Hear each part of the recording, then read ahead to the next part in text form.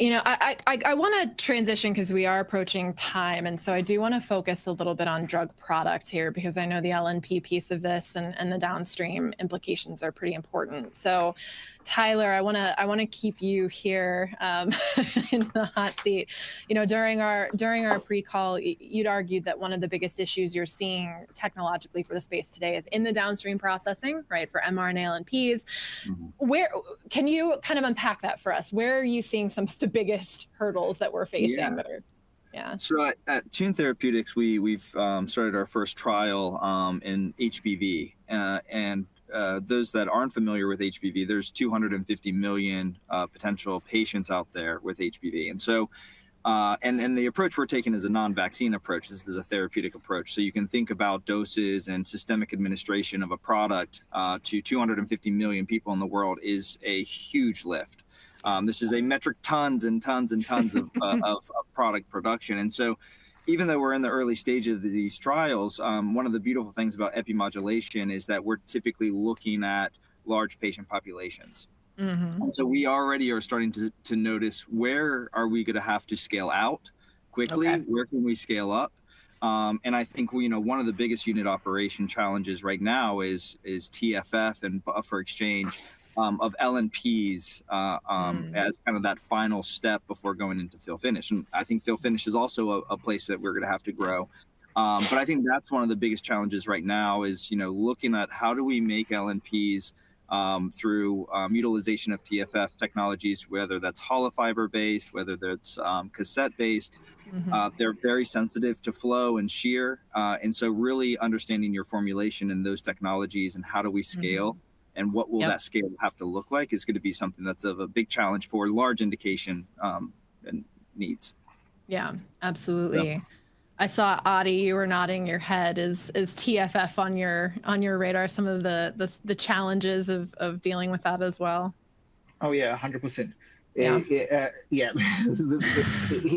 He just mentioned all of it. So yeah. I do agree with it. Yeah. April, how about you? Are you, as we're looking at sort of the downstream, what are you thinking in terms of some of the infrastructure needs or technological platform needs, right, that we need to be exploring to really improve downstream processing for our products?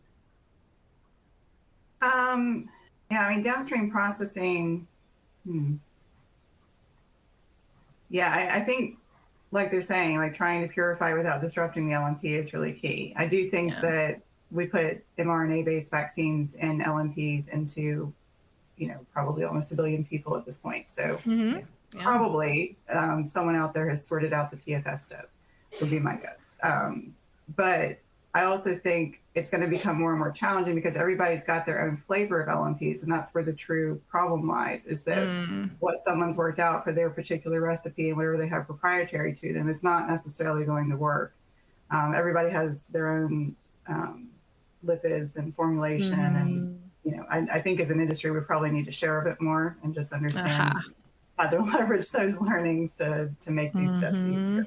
And it's not going to end there. I mean, one of the challenges we face at my company is trying to target these editing tools that we have to the right tissues and things in the body. LNPs are ideal for that because you don't have to introduce a viral vector, but getting them anywhere besides the liver is a challenge. So this downstream purification and formulation challenge with LNPs is now going to have to incorporate in things to then target. So in addition to the formulation challenges we currently have, we've got to get stuff in the mix that will actually get it to the tissue that we need. As we start connecting antibodies. It's going to get worse before it gets better. So. Active delivery, right? As we start connecting other things to our LNPs, it's not just we're not even like on an industry understood way to make LNPs. So trying to tack these other things on there is going to be tough. So I'll add too. I think the one thing that we should keep in mind is for at least some therapies, and like April said, trying to target it to different organs or even to the liver. The challenge between a vaccine and a therapy is our specifications have to be a lot tighter. We have to have smaller particles, tighter PDI. And so my concern is the technologies used for COVID vaccine may have been able to make a vaccine that you inject IM.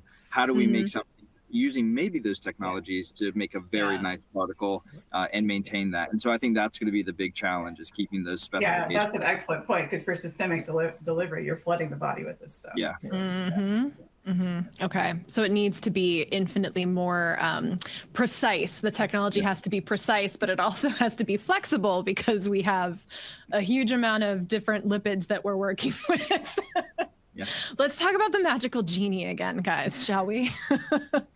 April, you'd mentioned too sharing, right? We need to share a bit more. Is that in terms of just understanding different formulations? What do you see as being key to sort of helping us unlock this? What do we need to share more of in this space? I doubt everybody's got to like fork over their formulations. Probably not, but kind of close to the chest. But in an ideal world, right? If you woke up tomorrow, I think at least talking about the potential challenges and solutions, you know, in industry forums like ARM or other places where we can really try to say, are we having the same problems? It's really useful to just understand, you know, who's had what problem and what they did to solve it, even if you can't see the recipe